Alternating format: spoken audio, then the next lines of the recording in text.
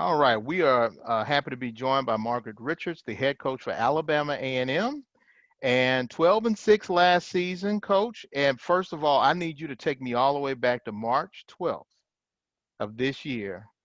How high were you, and how did that high get dropped off when they said no tournament? Um, well, it was a it was a very exciting day.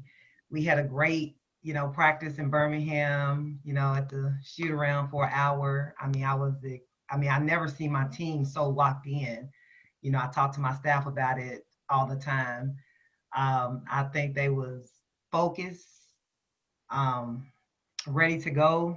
But we got the phone call from the SWAC office saying that everything will be canceled. So it just went from one extreme full of excitement, um, you know, a lot of energy to extremely sadness, which I understand, we had one senior and I just felt so bad for her because she was playing her best basketball and, she was being a leader for us. She finally began, towards the end of the, second half of the SWAC to become, the player that we needed her to be. And, I was really hurt for her because I knew the other young ladies, will potentially get a chance, in the future to be able to get back to that point. But it was extremely full of sad emotions when we got that phone call. But of course, we understood. We understood because health is important. When you look at your team this year, uh, as far as conversations and workouts that you've had, do you think that a lot of that energy is carried over? Yes, sir. I do. I do. I think we're veterans and the conversation is a lot different. I'm not begging. I'm not, they understand they've been there and did that, as far as being able to even win a conference tournament game. So we have that experience, not playing in Birmingham, but we do have experience winning and losing. So they know the feeling to be on both ends. Our seniors and we're stepping up. I love the leadership right now. So I do think that those things have carried over with the veteran group. When you look at the season, what teams outside of Alabama A&M will compete for the title this year? I think all of them. I think everyone's did a great job recruiting from, the different things I've seen. Of course, Jackson State, I'm sure they'll be number one with, two returning, outstanding post player coming back and Amisha Williams and, Rogan, the guard also made second team all conference, really good shooter from the outside. Coach Funches does a great job, just getting his kids to buy in, to play hard, be aggressive, and they're tough. Of course, Cynthia Cooper, Hall of Famer, she always does a great job and, finds good talent. So, I think I got respect for all of them. I think everyone is going to be competing this year. And I think, all the coaches have done a great job recruiting. I just think with the different challenges we have in place, just staying healthy and all those different things that could kind of hurt you or, in that sense, I think the healthiest team probably will be the last one standing. I would step away from basketball for a moment. You're from Okay. Louisville. You're Yes. Louisville. I see the smile on your face. Uh, Breonna Taylor, unfortunately was killed in Louisville. How has that affected not only yourself, but the rest of the uh, Louisville natives who are not there? And how did you react to it? Did you have to get in the car and say, you know what, I got to drive back home to check and see exactly what's really going on? I have not. Of course, my city it's been really sad these last couple of months, with everything that's going on. And my prayers are with the family and, everybody else that's been supporting them. I have a lot of friends that's been, protesting and, doing those different things. I have not personally been able to get back home to be able to be, protesting and doing all those different things.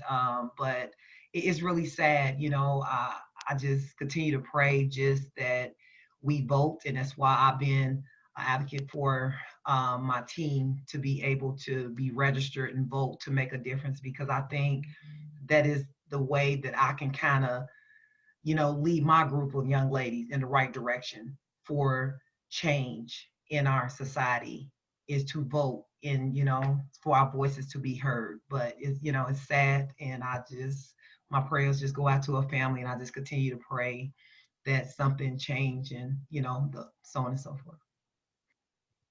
One last question. What will it take for your team to hoist that trophy in March? Whew. Toughness, resilience, persistence. All right. Thank you so very much for your time. Yes, sir. Thank you.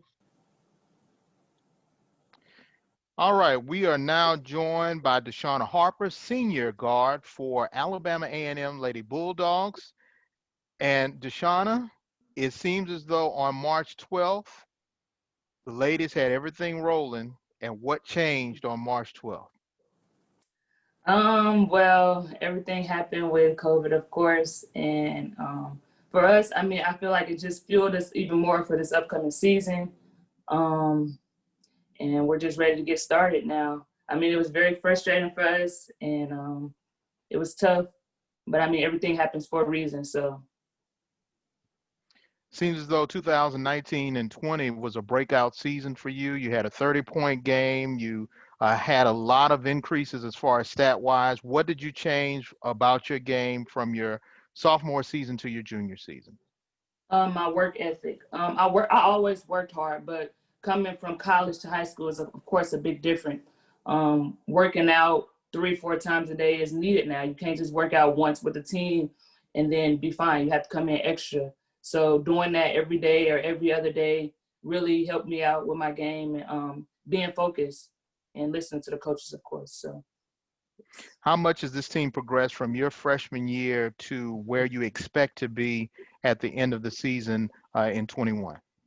It has changed tremendously. Like, it's a big old turnaround.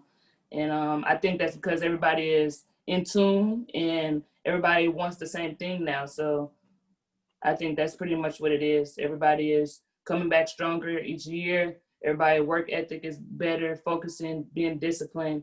So I think it's us players first, and then of course listen to our coaching staff is what's made the team turn around. What changed last season that made you go on that run, and how does that carry over? As you said that it's fueling you for this season. What are the good things that'll carry over this year?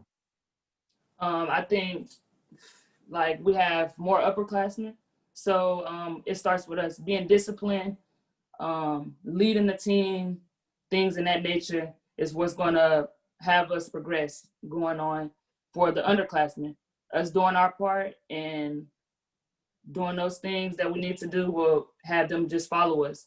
And we all want the same thing. So with that being said, we just have to continue to be disciplined and continue to focus and work hard. A lot of people say that your arena is one of the toughest to play in. What makes it so tough?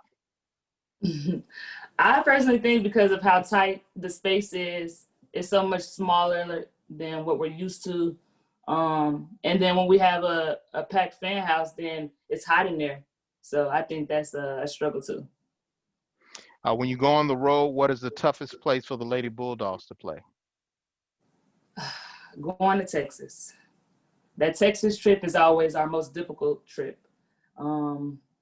I don't know. I think it's always been our tough, from freshman year to now, it's always been our toughest trip. So we're trying to change that this year though. A lot of things been going on during the off season as far as social justice.